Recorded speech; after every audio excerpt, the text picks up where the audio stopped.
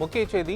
ஹரியானாவில் 90 சட்டப்பேரவை தொகுதிகளுக்கான வாக்குப்பதிவு நடைபெற்று வரக்கூடிய நிலையில் 11 மணி நிலவரம் தெரிய வந்திருக்கிறது. 22.7% வாக்குகள் 11 மணி நிலவரப்படி பதிவாகியிருப்பதாக தெரிய வந்திருக்கிறது. 90 தொகுதிகளில் காலை 11 மணி நிலவரப்படி 22.7% வாக்குகள் பதிவாகியுள்ளது. காலை 9 மணி நிலவரப்படி 10% வாக்குகளை பதிவாகியிருந்த நிலையில் தற்போது 22.7% வாக்குகள் பதிவாகியிருப்பதாக தேர்தல் ஆணையம் அறிவித்திருக்கிறது.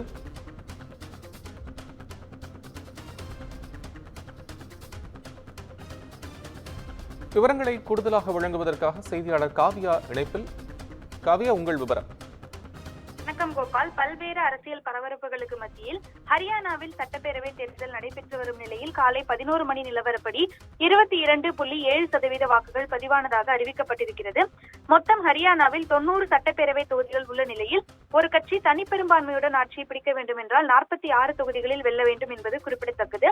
ஹரியானாவை பொறுத்தவரை பாஜக, காங்கிரஸ், ஆம் ஆத்மி, INLT மற்றும் INLT என்ற இந்திய தேசிய லோக்தளம், பகுஜன் சமாஜ் கட்சி உள்ளிட்ட பல்வேறு கட்சிகள் தொடர்ந்து இந்த தேர்தலில் போட்டியிடுகின்றன.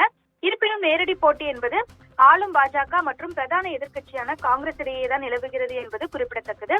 மொத்தம் 1031 வேட்பாளர்கள் களத்தில் இருக்கின்றனர்.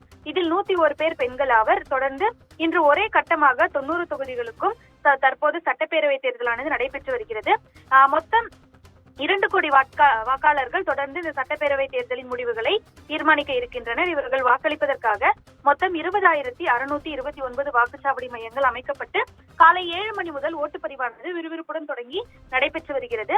தொடர்ந்து 3வது முறையாக ஆட்சி அமைக்கும் முனைப்பில் இந்த தேர்தலை பாஜக சந்திக்கிறது. அதே நேரம் 10 ஆண்டுகளுக்கு பிறகு ஆட்சி அமைக்க காங்கிரஸ் ஹரியானாவில் தீவிரம் காட்டி வருகிறது.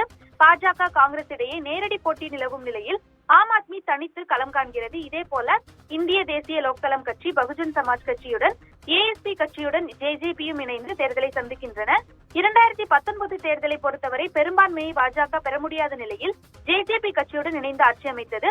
எனினும் மக்களவை தேர்தலுக்கு முன்னதாக இந்த கூட்டணி முறிந்தது என்பதும் குறிப்பிடத்தக்கது.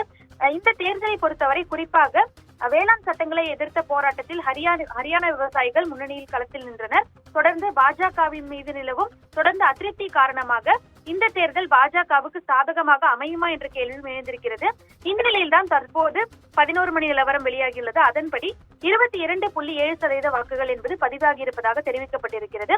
தொடர்ந்து 2 நாட்களிலேயே, அதாவது நாளை மறுநாளே வாக்குப்பதிவு முடிவுகள் எண்ணப்பட்டு தொடர்ந்து முடிவுகள் என்பதும் வெளியாக உள்ளது குறிப்பிடத்தக்கது. அண்மை விவரங்களுக்கு நன்றி காவியா.